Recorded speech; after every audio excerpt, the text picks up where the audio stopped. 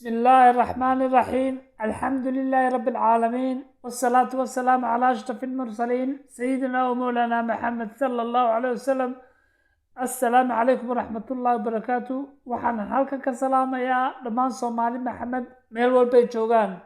Waxa ay nooga sii socon doona insha Allah gabayadii diiniga ahaa ee taxanaha ahaa.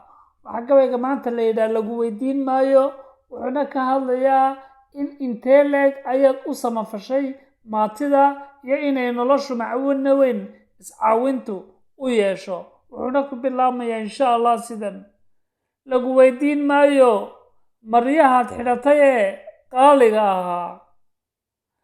Macnaha noloshu waa imisaad qalbi miskiin murugo ka maydhay, marna yaanay kaa mashquulin ifkan laga maranaye idlaanaya.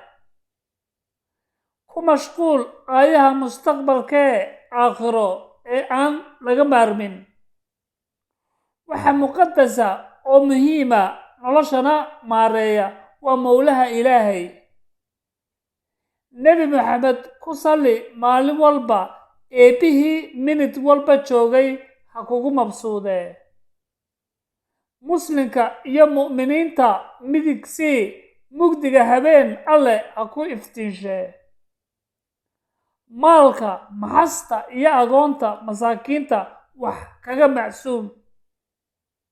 Waa maalmo kooban adduune, samaha ha kuu muuqdo, ha kaa saaro madowga.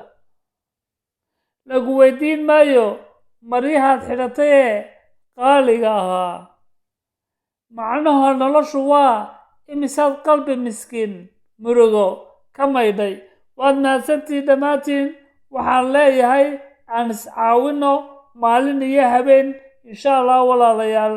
Assalaamu calaykum ورحمة الله وبركاته.